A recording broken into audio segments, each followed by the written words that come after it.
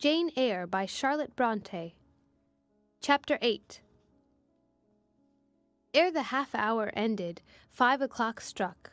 School was dismissed, and all were gone into the refectory to tea. I now ventured to descend. It was deep dusk.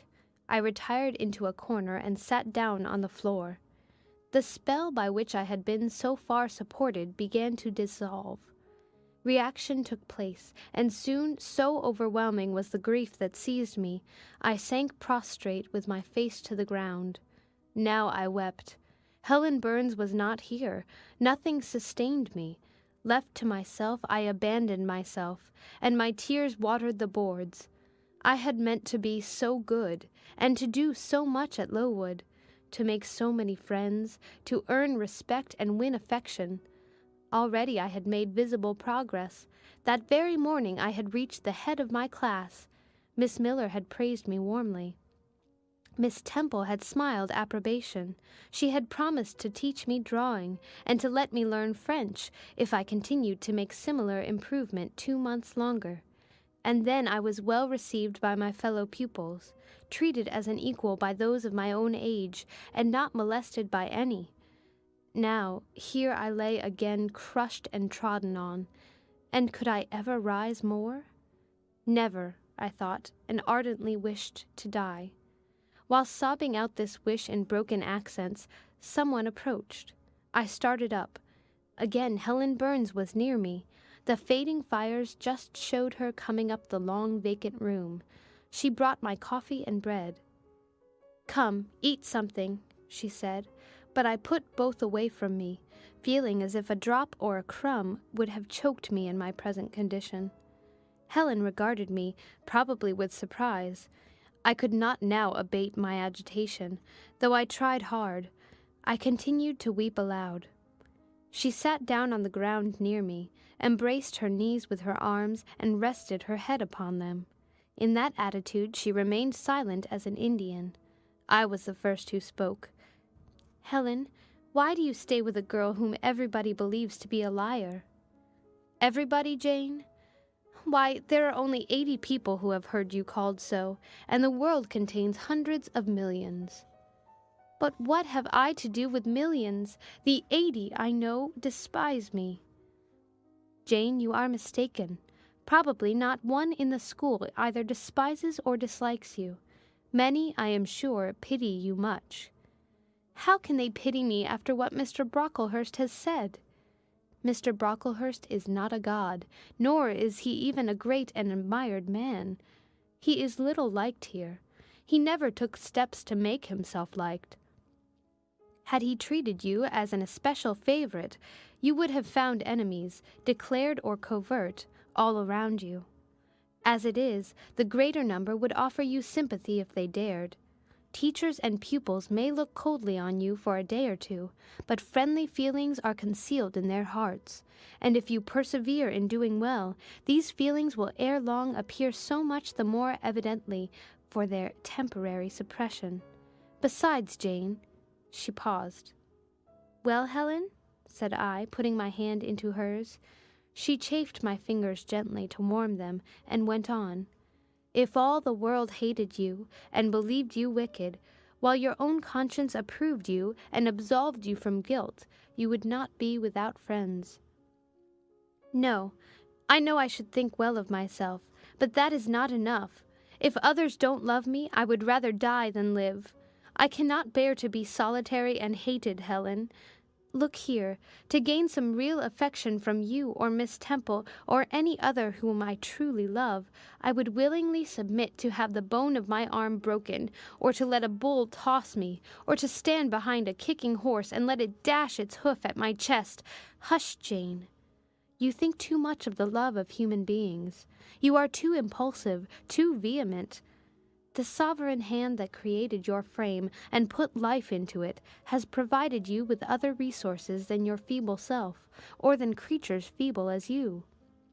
Besides this earth, and besides the race of men, there is an invisible world and a kingdom of spirits.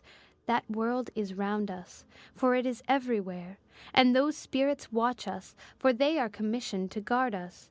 And if we were dying in pain and shame, if scorn smote us on all sides, and hatred crushed us, angels see our tortures, recognize our innocence, if innocent we be, as I know you are of this charge which Mr. Brocklehurst has weakly and pompously repeated at second hand from Mrs. Reed, for I read a sincere nature in your ardent eyes and on your clear front. And God waits only the separation of spirit from flesh to crown us with a full reward. Why, then, should we ever sink overwhelmed with distress, when life is so soon over, and death is so certain, an entrance to happiness, to glory? I was silent. Helen had calmed me, but in the tranquillity she imparted there was an alloy of inexpressible sadness. I felt the impression of woe as she spoke, but I could not tell whence it came, and when, having done speaking, she breathed a little fast and coughed a short cough, I momentarily forgot my own sorrows to yield to a vague concern for her. Resting my head on Helen's shoulder, I put my arms round her waist. She drew me to her, and we reposed in silence. We had not sat long thus, when another person came in. Some heavy clouds, swept from the sky by a rising wind, had left the moon bare, and her light, streaming in through a window near, shone full both on us and on the approaching figure, which we at once recognized as Miss Temple. "I came on purpose to find you, Jane Eyre," said she. "I want you in my room, and as Helen Burns is with you, she may come too." We went, following the superintendent's guidance. We had to thread some intricate passages and mount a staircase before we reached her apartment. It contained a good fire and looked cheerful. Miss Temple told Helen Burns to be seated in a low armchair on one side of the hearth, and herself taking another, she called me to her side. "Is it all over?" she asked, looking down at my face. "Have you cried your grief away?" "I am afraid I shall never do that." "Why?" "Because I have been wrongly accused, and you, ma'am, and everybody else will now think me wicked." "We shall think you what you prove yourself to be, my child. Continue to act as a good girl, and you will satisfy us." "Shall I, Miss Temple?" "You will," said she, passing her arm around me. "And now tell me who is the lady whom Mr. Brocklehurst called your benefactress?" "Mrs. Reed, my uncle's wife. My uncle is dead, and he left me to her care." "Did she not then adopt you of her own accord?" "No, ma'am. She was sorry to have to do it, but my uncle, as I have often heard the servants say, got her to promise before he died that she would always keep me." "Well now, Jane, you know, or at least I will tell you, that when a criminal is accused, he is always allowed to speak in his own defense. You have been charged with falsehood. Defend yourself to me as well as you can. Say whatever your memory suggests is true, but add nothing and exaggerate nothing." I resolved in the depth of my heart that I would be most moderate, most correct, and, having reflected a few minutes in order to arrange coherently what I had to say, I told her all the story of my sad childhood. Exhausted by emotion, my language was more subdued than it generally was when it developed that sad theme, and mindful of Helen's warnings against the indulgence of resentment, I infused into the narrative far less gall and wormwood than ordinary. Thus restrained and simplified, it sounded more credible. I felt as I went on that Miss Temple fully believed me. In the course of the tale I had mentioned Mr. Lloyd as having come to see me after the fit, for I never forgot the, to me, frightful episode of the Red Room, in detailing which my excitement was sure, in some degree, to break bounds, for nothing could soften in my recollection the spasm of agony which clutched my heart when Mrs. Reed spurned my wild supplication for pardon, and locked me a second time in the dark and haunted chamber. I had finished. Miss Temple regarded me a few minutes in silence. She then said, "I know something of Mr. Lloyd. I shall write to him. If his reply agrees with your statement, you shall be publicly cleared from every imputation. To me, Jane, you are clear now." She kissed me, and still keeping me at her side, where I was well contented to stand, for I derived a child's pleasure from the contemplation of her face, her dress, her one or two ornaments, her white forehead, her clustered and shining curls, and beaming dark eyes. She proceeded to address Helen Burns. "How are you tonight, Helen? Have you coughed much today?" "Not quite so much, I think, ma'am." "And the pain in your chest?" "It is a little better." Miss Temple got up, took her hand, and examined her pulse. Then she returned to her own seat. As she resumed it, I heard her sigh low. She was pensive a few minutes. Then, rousing herself, she said cheerfully, "But you two are my visitors tonight. I must treat you as such." She rang her bell. "Barbara," she said to the servant who answered it, "I have not yet had tea. Bring the tray and place cups for these two young ladies." And a tray was soon brought. How pretty to my eyes did the china cups and bright teapot look, placed on the little round table near the fire! How fragrant was the steam of the beverage and the scent of the toast! Of which, however, I, to my dismay, for I was beginning to be hungry, discerned only a very small portion. Miss Temple discerned it too. "Barbara," said she, "can you not bring a little more bread and butter? There is not enough for 3. Barbara went out. She returned soon. "Madam, Mrs. Harden says she has sent up the usual quantity." Mrs. Harden, be it observed, was the housekeeper, a woman after Mr. Brocklehurst's own heart, made up of equal parts of whalebone and iron. "Oh, very well," returned Miss Temple. "We must make it do, Barbara, I suppose." And as the girl withdrew, she added, smiling, "Fortunately, I have it in my power to supply deficiencies for this once." Having invited Helen and me to approach the table, and placed before each of us a cup of tea with one delicious but thin morsel of toast, she got up, unlocked a drawer, and taking from it a parcel wrapped in paper, disclosed presently to our eyes a good-sized seed cake. "I meant to give each of you some of this to take with you," said she, "but as there is so little toast, you must have it now." And she proceeded to cut slices with a generous hand. We feasted that evening as on nectar and ambrosia, and not the least delight of the entertainment was the smile of gratification with which our hostess regarded us, as we satisfied our famished appetites on the delicate fare she liberally supplied. Tea over and the tray removed, she again summoned us to the fire. We sat one on each side of her, and now a conversation followed between her and Helen, which it was indeed a privilege to be admitted to hear. Miss Temple had always something of serenity in her air, of state in her mien, of refined propriety in her language, which precluded deviation into the ardent, the excited, the eager, something which chastened the pleasure of those who looked on her and listened to her, by a controlling sense of awe. And such was my feeling now, but as to Helen Burns, I was struck with wonder. The refreshing meal, the brilliant fire, the presence and kindness of her beloved instructress, or perhaps more than all these, something in her own unique mind, had roused her powers within her. They woke, they kindled. First they glowed in the bright tint of her cheek, which till this hour I had never seen but pale and bloodless. Then they shone in the liquid luster of her eyes, which had suddenly acquired a beauty more singular than that of Miss Temple's, a beauty neither of fine color, nor long eyelash, nor penciled brow, but of meaning, of movement, of radiance. Then her soul sat on her lips, and language flowed, from what source I cannot tell. Has a girl of 14 a heart large enough, vigorous enough, to hold the swelling spring of pure, full, fervid eloquence?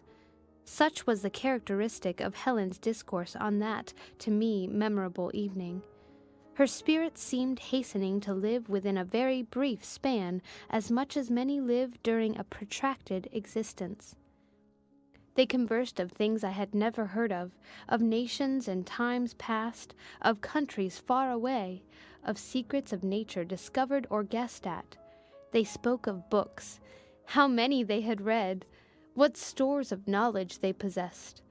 Then they seemed so familiar with French names and French authors, but my amazement reached its climax when Miss Temple asked Helen if she sometimes snatched a moment to recall the Latin her father had taught her, and taking a book from a shelf, bade her read and construe a page of Virgil, and Helen obeyed, my organ of veneration expanding at every sounding line. She had scarcely finished ere the bell announced bedtime. No delay could be admitted. Miss Temple embraced us both, saying as she drew us to her heart, "God bless you, my children." Helen she held a little longer than me. She let her go more reluctantly. It was Helen her eye followed to the door. It was for her she a second time breathed a sad sigh. For her she wiped a tear from her cheek. On reaching the bedroom, we heard the voice of Miss Scatcherd. She was examining drawers. She had just pulled out Helen Burns's, and when we entered, Helen was greeted with a sharp reprimand, and told that tomorrow she should have half a dozen of untidily folded articles pinned to her shoulder. "My things were indeed in shameful disorder," murmured Helen to me in a low voice. "I intended to have arranged them, but I forgot." Next morning Miss Scatcherd wrote in conspicuous characters on a piece of pasteboard the word slattern, and bound it like a phylactery round Helen's large, mild, intelligent, and benign-looking forehead. She wore it till evening, patient, unresentful, regarding it as a deserved punishment. The moment Miss Scatcherd withdrew after afternoon school, I ran to Helen, tore it off, and thrust it into the fire. The fury of which she was incapable had been burning in my soul all day, and tears, hot and large, had continually been scalding my cheek, for the spectacle of her sad resignation gave me an intolerable pain at the heart. About a week subsequently to the incidents above narrated, Miss Temple, who had written to Mr. Lloyd, received his answer. It appeared that what he said went to corroborate my account. Miss Temple, having assembled the whole school, announced that inquiry had been made into the charges alleged against Jane Eyre, and that she was most happy to be able to pronounce her completely cleared from every imputation. The teachers then shook hands with me and kissed me, and a murmur of pleasure ran through the ranks of my companions. Thus relieved of a grievous load, I from that hour set to work afresh, resolved to pioneer my way through every difficulty. I toiled hard, and my success was proportionate to my efforts. My memory, not naturally tenacious, improved with practice. Exercise sharpened my wits. In a few weeks I was promoted to a higher class. In less than 2 months I was allowed to commence French and drawing. I learned the first 2 tenses of the verb être, and sketched my first cottage, whose walls, by the by, outrivaled in slope those of the Leaning Tower of Pisa. On the same day. That night, on going to bed, I forgot to prepare in imagination the Barmecide supper of hot roast potatoes, or white bread and new milk, with which I was wont to amuse my inward cravings. I feasted instead on the spectacle of ideal drawings, which I saw in the dark, all the work of my own hands, freely penciled houses and trees, picturesque rocks and ruins, coip-like groups of cattle, sweet paintings of butterflies hovering over unblown roses, of birds picking at ripe cherries, of wrens' nests enclosing pearl-like eggs, wreathed about with young ivy sprays. I examined, too, in thought, the possibility of my ever being able to translate currently a certain little French story which Madame Pirot had that day shown me. Nor was that problem resolved to my satisfaction ere I fell sweetly asleep. Well has Solomon said, "Better is a dinner of herbs where love is, than a stalled ox and hatred therewith." I would not now have exchanged Lowood with all its privations for Gateshead and its daily luxuries. End of chapter. Read by Amanda Eland for